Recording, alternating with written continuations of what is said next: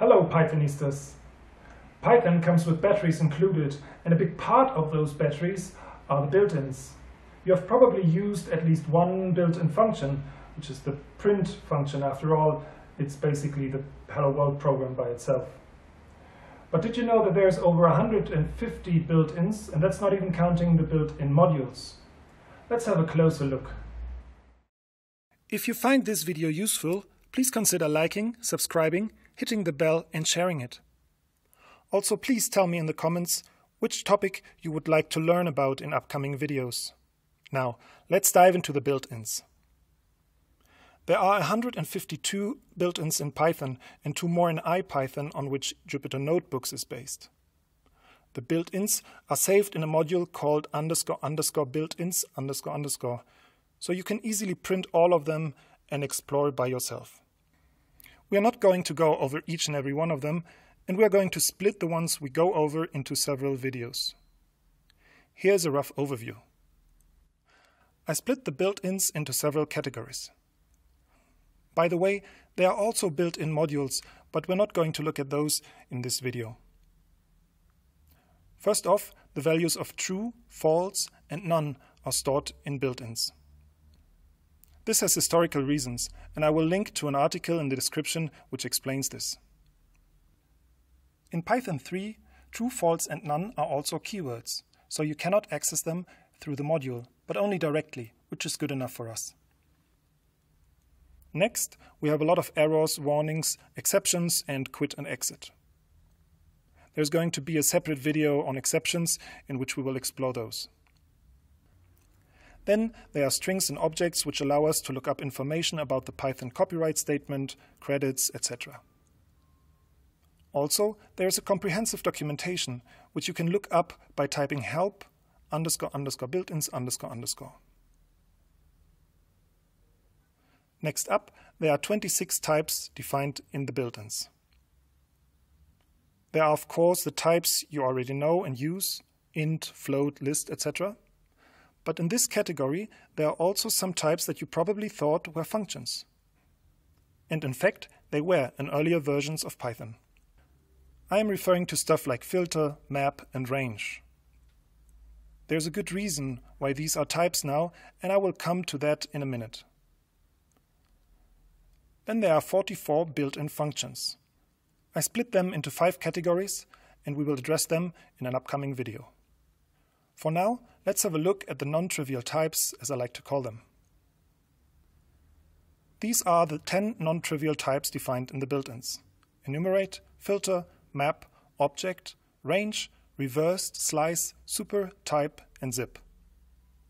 You have probably seen or even used most of them. Range is the most well-known example. Let's go over them one by one and also explore parameters and options you might not know yet. I will do that in alphabetical order except for range.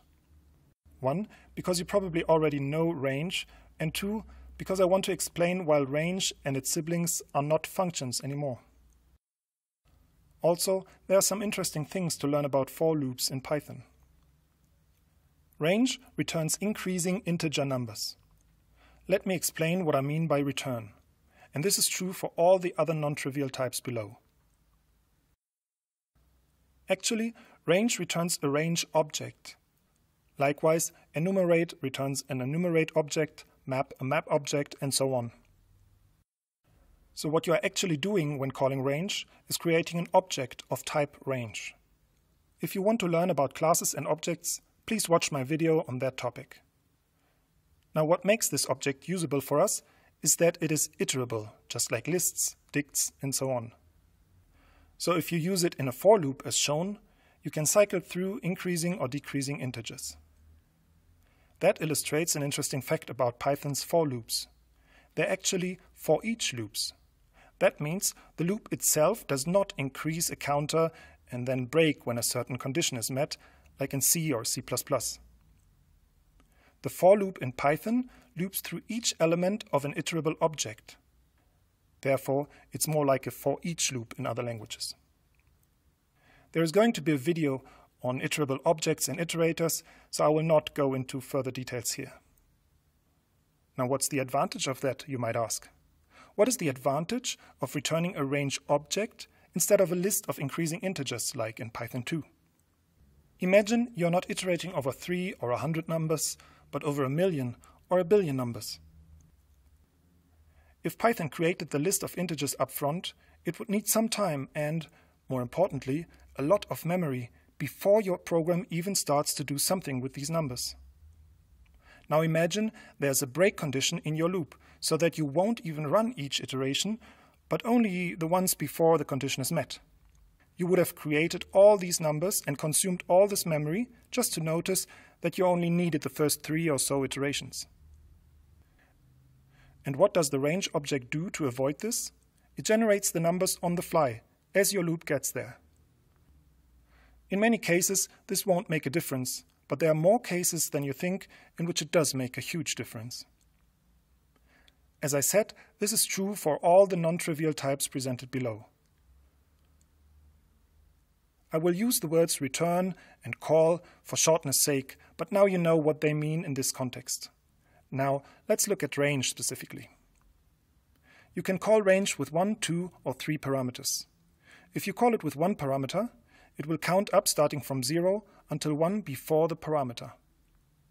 This way, it returns exactly the numbers which you can use as an index of a list of that length.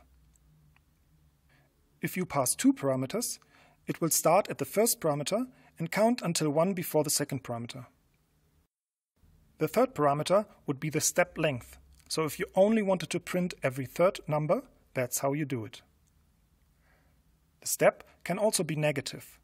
Just pay attention and make the first number bigger than the second.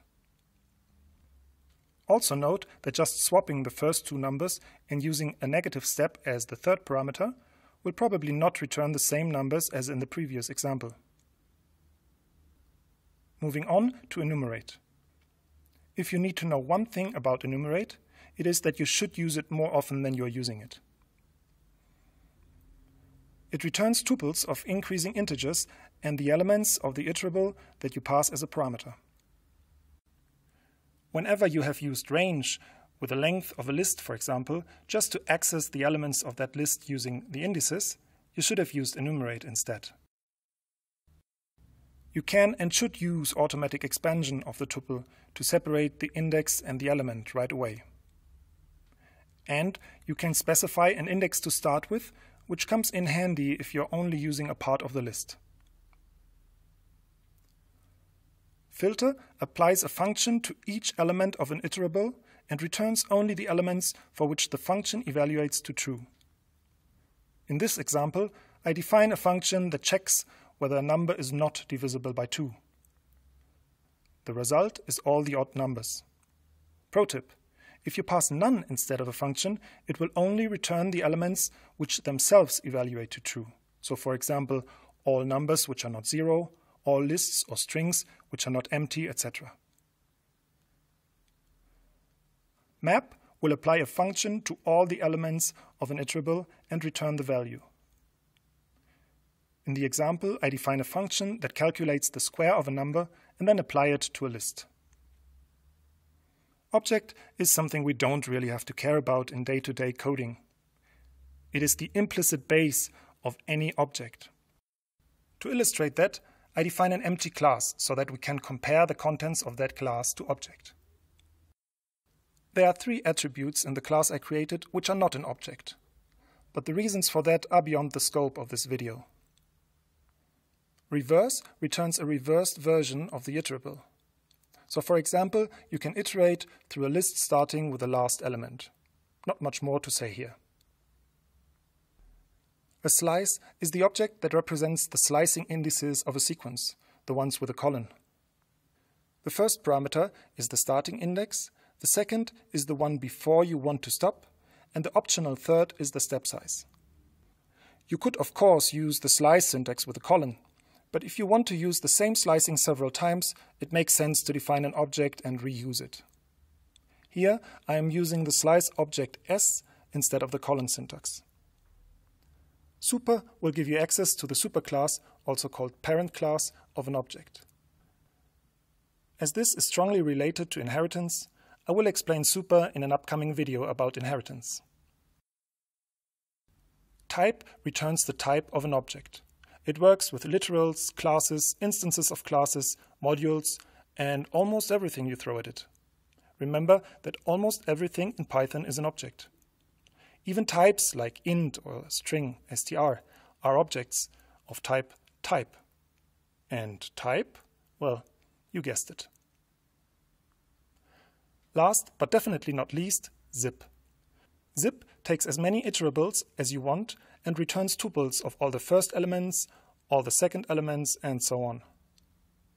In the example, I am passing 3 lists, one starting with 1, one with 11, and one with 111. And just as an exercise, we can emulate enumerate using zip and range. One final tip.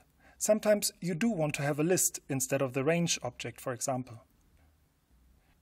This may be useful if the next step requires random access to the elements, so to access the elements using an index. Or if you want to print the contents on screen all at once. In that case, you can create a list using any of the iterable types I presented. Just keep the length of the resulting list in mind.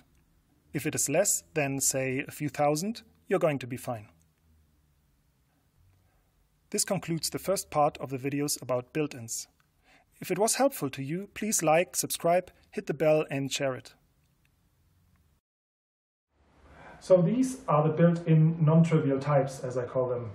In the following videos, we'll look at the built-in functions. Until then, keep on coding.